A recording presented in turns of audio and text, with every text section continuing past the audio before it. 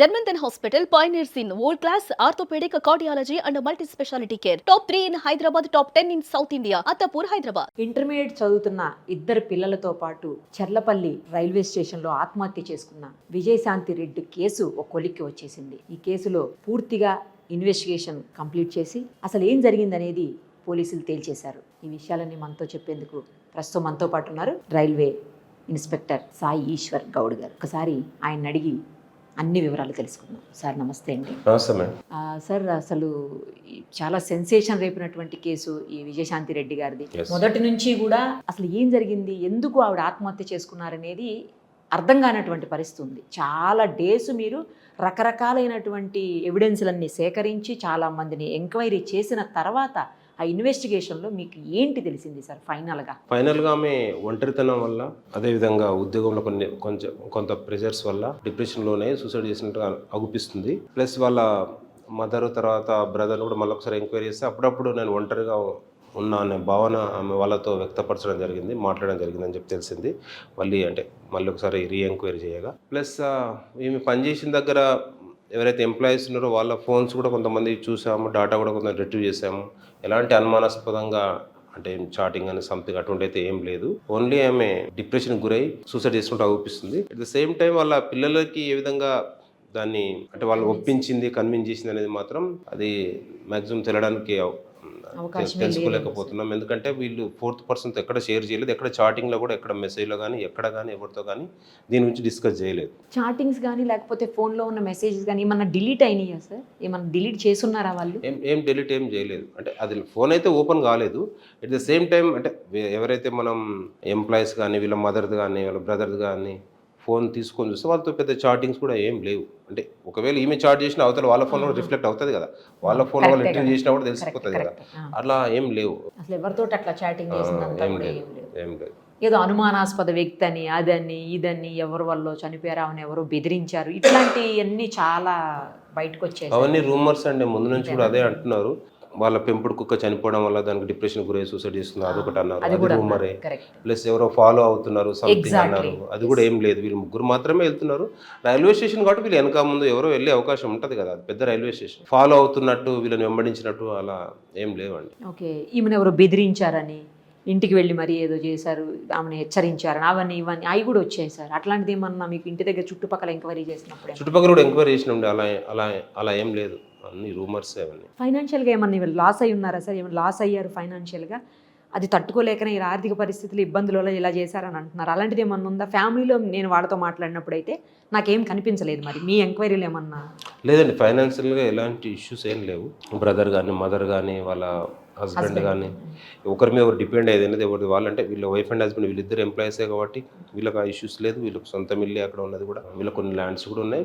ఫైనాన్షియల్గా అయితే అంటే ఫైనాన్షియల్గా చనిపోయేంత ఇష్యూస్ అయితే ఏం లేవు. కొంతమంది అప్పట్లో వాళ్ళ బ్రదర్ వల్ల కూడా చనిపోయారు, అది కూడా మాట్లాడారు సార్. వాళ్ళకి ఇద్దరికి ఏదో గొడవలు ఉన్నాయి, అందుకే ఆవిడ ఇలాంటి డెసిషన్ తీసుకున్నారు, అలా కూడా మాట్లాడారు.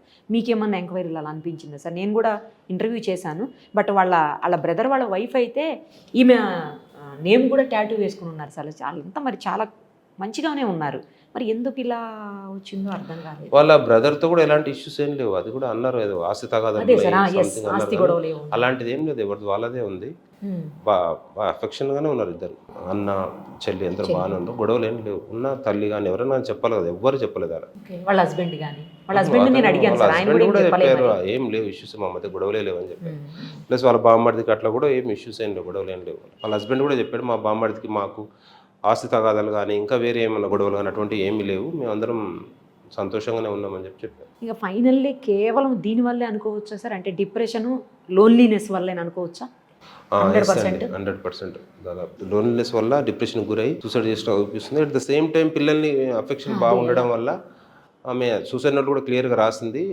నేను లేకుండా పిల్లలు అంటే సర్వైవ్ అవ్వడం కష్టం, నా అంత మంచిగా వాళ్ళు చూసుకోలేకపోవచ్చు వేరే వాళ్ళు అన్న ఉద్దేశంతో పిల్లల్ని కన్విన్స్ చేసినట్టుగా తెలుస్తుంది. సరే, ఇప్పుడు పిల్లలిద్దరూ హాస్టల్లో ఉన్నారు, ఈ ఒక్కరే ఇంట్లో ఉంటున్నారు వాళ్ళ మదర్ తోటి. మరి పిల్లల్ని లోన్లీనెస్ ఉన్నప్పుడు పిల్లల్ని ఎందుకు తెచ్చుకోలేకపోయారు ఆవిడ? ఏ రీజన్స్తో తెచ్చుకోలేకపోయారు? మీరు ఆ దిశగా ఎంక్వైరీ చేసాము, కాకపోతే మంచి ఎడ్యుకేషన్ గురించి హాస్టల్ వేయాల్సి వచ్చిందని అన్నారు. ఇంటి దగ్గర ఉంటే ఎక్కువ ఫోన్లు సంథింగ్ సోషల్ మీడియాకి అలవాటు పడుతుందని చెప్పి హాస్టల్ వేయడం జరిగిందని చెప్పారు. సో ఆ సైడ్ నుంచి కూడా ఏం లేదు. కానీ ఎలా అంత పెద్ద పిల్లల్ని ఎలా ఒప్పించారనేది ఇంత మిస్టీరియస్ కేసు మీరు ఎప్పుడు చూసుండరేమో సార్ అసలు. అంటే అంత చిన్న చిన్న పిల్లల్ని తీసుకెళ్తే సూసైడ్ చేసుకుంటారు. ఒక 4-5 ఇయర్స్ పిల్లలు అంటే ఆ పిల్లలకి పెద్ద తెలియదు సూసైడ్ చేసుకునే తల్లితో పాటు సూసైడ్ చేసుకుంటారు. ఇదైతే ఇటువంటిది కొంచెం సెన్సేషనల్ కేసు కాబట్టి ఇటువంటిది సర్వీస్లో కూడా చూడలేదు. సర్వీస్లోనే చూడలేదు. పోనీ రైల్వే చరిత్రలో ఎప్పుడైనా ఇలా జరిగిందా సార్? ఇంత అసలు అర్థం కాకుండా ఇన్ని రోజుల పాటు మీరు రైల్వే చరిత్రలో కూడా మ్యాక్స్ జరగనట్టే ఉంది. ఎందుకంటే ఇంత మెచ్యూర్డ్ ఏజ్ గల వాళ్ళు యాక్చువల్గా ట్రైన్ ఒక సైరన్ కొడుతున్నట్టే ఆ హార్న్ కొడుతుంటే భయం అనిపిస్తుంది. చాలా పెద్ద హార్న్, ఆ సౌండ్కి దూరం వెళ్ళాలనిపిస్తుంటుంది. వాళ్ళు డేర్ చేసే పిల్లలు కూడా ఒప్పుకోవడం అనేది కొంచెం మిరాకిలే. అసలు ఎప్పుడు ఇలాంటిది అంటే ఇన్ని డేస్ ఎంక్వైరీ చేయటం, ఇన్ని డేస్ ఇన్వెస్టిగేషన్ చేయటం ఎప్పుడైనా జరిగిందా సార్ మీకు? అంటే ఒక ఇటువంటి సెన్సేషన్ కేసులో ఇన్ని రోజులు అంటే ఎలాంటి క్లూ లేకుండా అంటే చాలా తక్కువ సందర్భాలు ఉన్నాయి కదా. ఇప్పుడు ఇంకా ఫైనల్గా వేసేసినట్టేనా సార్ మీరు? లేదు, కాకపోతే ఒక కన్క్లూజన్ అయితే వచ్చాము. మన ల్యాప్టాప్ ఫోన్ అయితే ఇంకా అది మనకు ఎఫ్ఎస్ నుంచి రాలేదు. ఇంకా రాలేదు. కాకపోతే మనం ఎవరైతే వేరే వాళ్ళతో మేము చార్జింగ్ చేసిన అనుకుంటున్నామో వాళ్ళ డాటా రిట్రీవ్ చేసినాం. దాంట్లో ఏం లేదు. ఒకవేళ ఏమి చార్జ్ చేసినా కూడా వాళ్ళ రిఫ్లెక్ట్ అవుతుంది కదా. దాంట్లో ఏం లేదు, అంత సస్పిషియస్ అయితే ఏం లేదు. ఇప్పుడు ఎప్పుడు వస్తాయి సార్ పూర్తిగా ఈమెది పోస్ట్ మార్టం రిపోర్ట్? కానీ పోస్ట్ మార్టం రిపోర్ట్ ఎఫ్ఎస్ఎల్ కూడా పంపించడం జరిగింది. ఒక 45 days or 2 months పడుతుంది రిపోర్ట్స్ రావడం. ఇంకొక 1 month పట్టే అవకాశం ఉందా సార్? అయితే అనదర్ 1 month. అప్పుడు అది దాంట్లో పెద్దగా ఏం ఉండదు. మల్టిపుల్ ఇంజరీస్తేనే మ్యాక్స్ రావచ్చు అవకాశం అలా ఉంది. ఎందుకంటే ట్రైన్ యాక్సిడెంట్స్ అన్ని మల్టిపుల్ ఇంజరీస్ ద్వారానే చనిపోతారు. ఎక్కువ హెవీ బ్లీడింగ్ అవ్వడం వల్ల చనిపోతారు. స్పాట్లోనే చనిపోతారు. హెవీ బ్లడ్ లాస్ కావడం వల్ల చనిపోతుంటారు. ఆ రోజు చాలా పెద్ద సౌండ్ తోటి హార్న్ వేశారు అని అన్నారు కదా సార్. ఆయన ఏమన్నా చెప్పారా? ఆ పైలట్, లోకో పైలట్ ఎగ్జామ్ చేసాము కదా, చెప్పారు. చేసాము. వాళ్ళు ఒకరినొకరు పట్టుకొని ఉన్నారు. పట్టుకొని ఒకరు భుజాల పైన ఒకరు చేసుకుని పట్టుకున్న ట్రాక్ పైన ఉన్నారు. మన సైరన్ కొట్టినా కానీ వాళ్ళు పక్కకు జరగలేదు అని చెప్పారు. అతను చెప్పాడు. అంటే ఎంత దూరంలో విజిబిలిటీ ఉంటుంది సార్ వీళ్ళు? మ్యాక్స్ ఎంత ఒక 100 meters 180 meters నుంచి ఆయన అబ్జర్వేషన్ సైరన్ గట్టి కొట్టుకుంటా వెళ్ళాడు. ఇంకా ఆయన కూడా ఏం చేయలేను, రాపలేరు దాన్ని. అంత స్పీడ్తో. ఎంత స్పీడ్ ఉంటుంది సార్ జనరల్గా ఆ టైంలో? అక్కడ స్టేషన్ దగ్గరేమో కదా అది. ఒక 60-70 ఉండొచ్చు. ఆ టైంలో కనుక బ్రేక్ వేశారంటే, సడన్ బ్రేక్ వేస్తే డిరైల్ అయ్యే అవకాశం ఉంటుంది. అది ఇంకా మరింత పెద్ద ప్రమాదం. Heavy loss. దాంట్లో ఉంటారా సార్ ఎవరైనా? అది గూడ్స్ యాక్చువల్గా. కాకపోతే దాని ఎట్లా డిరైల్ అవుతుందంటే ఆ ట్రాక్ దెబ్బతింటే అంతా అవుతుంది కదా. వాళ్ళు వేరే ట్రైన్స్ కూడా ఇబ్బంది అవుతుంది. ఏం చేయలేరు. అట్లాంటి చాలా మందిని సేవ్ చేయొచ్చు. మరి చాలా మంది ట్రైన్ చాలా మంది అంటే ఎక్కువ దూరం ఉంటే స్లో ఉంటే వాళ్ళు ఆపేస్తారు అనే ఉద్దేశంతో వాళ్ళు ఏం చేస్తారు, సడన్ గా ఒకసారి కూడా ట్రాక్ పైకి వచ్చేస్తుంటారు. పక్కన పోతూ సడన్ కూడా వచ్చేస్తారు. వాళ్ళు సూసైడ్ చేసుకోవాలనుకున్నారు, సడన్ కూడా వచ్చేస్తారు. వీళ్ళు అలాగే వచ్చారా సార్? వీళ్ళు ఏం లేదు, ముందే నిలబడ్డారు. వీళ్ళు చీకటి కూడా కదా, ముందే నిలబడ్డారు.